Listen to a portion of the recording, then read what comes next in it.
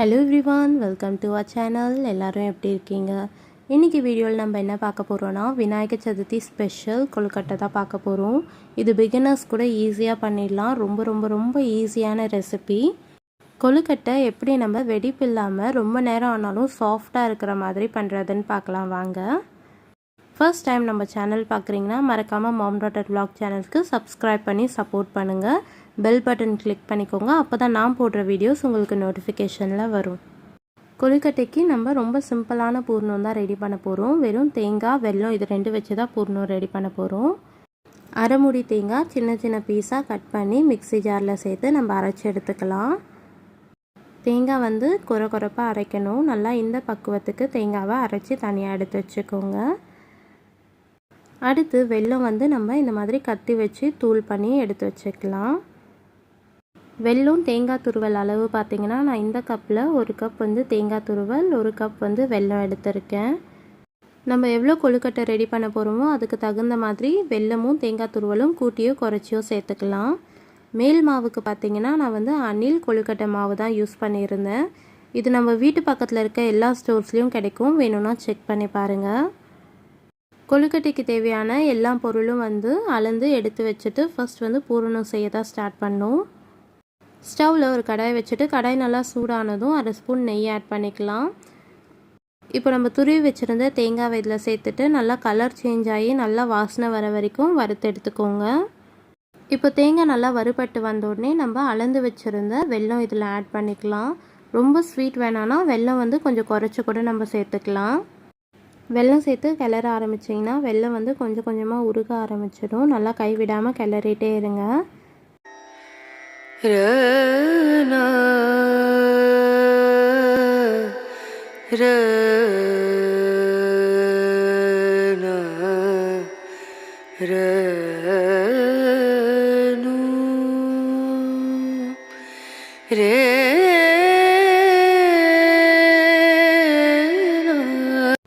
இப்போ பூர்ணம் ரெடி ஆன உடனே நம்ம பூர்ணத்தை தனியாக இறக்கி ஃபேன் காற்றுல ஆற வைக்கணும்.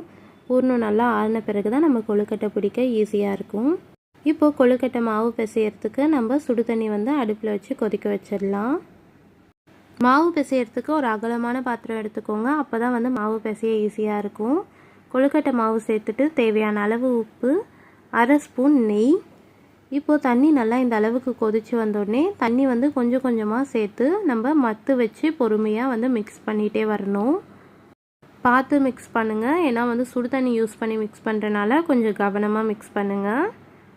ஏன் சுடு தண்ணி யூஸ் பண்ணுறோன்னா, நமக்கு மாவு ரொம்ப நேரம் சாஃப்டாக இருக்கிறதுக்காக தான் சுடு தண்ணி யூஸ் பண்ணுறோம். இப்போது ஒரு அளவுக்கு ஆறின உடனே கை வச்சு பிசைய ஆரம்பிச்சிடலாம். கொஞ்சமாக எண்ணெய் சேர்த்துட்டு நம்ம மாவு பிசைஞ்சோன்னா மாவு நல்லா சாஃப்டாக இருக்கும். இப்போ மாவு ரெடி ஆகிடுச்சு. கொழுக்கட்டை விரிசல் விடாமல் வர்றதுக்கு நம்ம வாழை இலையை இந்த மாதிரி கட் பண்ணி இட்லி குண்டால் வைக்கிறதுக்கு முன்னாடி வாழை இலையில் ரோல் பண்ணி வச்சோன்னா நமக்கு கொழுக்கட்டை விரிசல் விடாமல் இருக்கும்.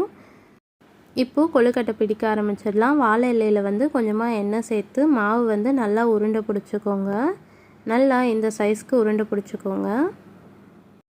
இப்போ இந்த உருண்டையை வாழை இலையில் வச்சு பொறுமையாக ரவுண்ட் ஷேப்பில் தட்டிக்கோங்க. கையாலேயே தட்டி கொடுத்தாலே நமக்கு அழகான ரவுண்ட் ஷேப்பில் வந்துடும். இப்போ மாவு நல்லா இந்த அளவுக்கு ரவுண்ட் ஷேப்பில் வந்த உடனே நம்ம இதில் பூரணம் நம்ம ஆல்ரெடி பண்ணி வச்சுருந்தோம்ல, அது இதில் வச்சு ஸ்டஃபிங் கொடுத்துடலாம். பூரணம் நடுவில் வச்சுட்டு நம்ம வாழை இலையை அப்படியே பொறுமையாக ஃபோல்ட் பண்ணோன்னா நமக்கு அழகான கொழுக்கட்டை ஷேப் கிடச்சிடும். இப்போது நம்ம அந்த கொழுக்கட்டையை கையில் எடுத்து நல்லா சைடெல்லாம் அழகாக சீல் பண்ணிவிடுங்க. அப்போ தான் பூரணம் வெளியே வராது. இந்த மாதிரி வாழை இலை யூஸ் பண்ணி பண்ணுறதுனால நமக்கு கொழுக்கட்டை பண்ணுறதும் ஈஸியாக இருக்கும். அதே சமயம் அழகாக ஷேப்பாகவும் வரும். இப்போ நம்ம ஒரு வாழை இலையில் நம்ம பிடிச்ச கொழுக்கட்டையை வச்சுட்டு அப்படியே ஃபோல்ட் பண்ணி தனியாக எடுத்து வச்சுக்கோங்க. இதே மாதிரி ஒவ்வொரு கொழுக்கட்டையாக பிடிச்சி நம்ம வாழை இலையில் ஃபோல்ட் பண்ணி தனியாக ஒரு பிளேட்டில் எடுத்து வச்சுக்கலாம். இட்லி குண்டால் கொஞ்சமாக தண்ணி ஊற்றி கொதிக்க வச்சுட்டு அதுக்கப்புறம் இட்லி பிளேட் வச்சு நம்ம ஆல்ரெடி பிடிச்சி வச்சுருந்த கொழுக்கட்டையெல்லாம் இதில் லைனாக அடுக்கி வச்சுடுங்க. நம்ம மேலே மேலே வச்சாலும் கொழுக்கட்டை ஒட்டாது. ஏன்னா நம்ம வாழை இலையில் வச்சுருக்கனால.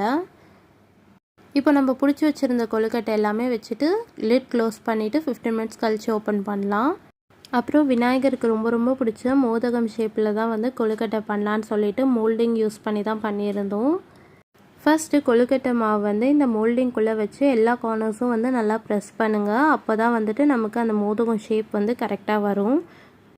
அதுக்கப்புறம் நம்ம உள்ளே வந்து கொஞ்சமாக பூரணம் வச்சுட்டு மேலே வந்து கொழுக்கட்டை மாவு வச்சு சீல் பண்ணிட்டா அழகான ஷேப்பில் மோதகம் வந்துடும். இப்போ அந்த மோல்டிங் வந்து ஓப்பன் பண்ணி பார்த்தாலே அது பார்க்கவே அவ்வளோ அழகாக இருந்தது. கரெக்டாக அந்த ஷேப்பில் வந்துருந்தது. இப்போ நம்ம கீழே இருக்க கொழுக்கட்டை மாவு வந்து அப்படியே வந்து ப்ரெஸ் பண்ணிக்கிட்டிங்கன்னா உங்களுக்கு அழகான ஷேப்பில் வந்து மோதகம் ரெடி ஆகிடும். இப்போ நம்ம இட்லி குண்டானில் வச்ச கொழுக்கட்டை அழகாக வெந்து ரெடி ஆகிட்டு இருக்கும். வாங்க ஓப்பன் பண்ணி பார்க்கலாம். ஓப்பன் பண்ணி பார்த்தாலே தெரியும் எவ்வளோ அழகாக வெடிப்பே இல்லாமல் கொழுக்கட்டை வந்து ரெடி ஆகிடுச்சுன்னுட்டு. அடுத்த ஈடு வந்து இட்லி குண்டானில் மோதகமும் வச்சு 15 மினிட்ஸ் வேக வச்சு எடுத்தாச்சு. ஃபைனலி கொழுக்கட்டை ரெடி. இவ்வளோ ஈஸியான ஸ்டெப்ஸில் நீங்களும் ஒரு சாஃப்டான கொழுக்கட்டை பண்ணலாம். வீடியோவை சேவ் பண்ணிக்கோங்க. இதே ப்ரொசீஜரில் பண்ணி பார்த்துட்டு கொழுக்கட்டை எப்படி வந்ததுன்னு கமெண்ட்ஸில் சொல்லுங்கள்.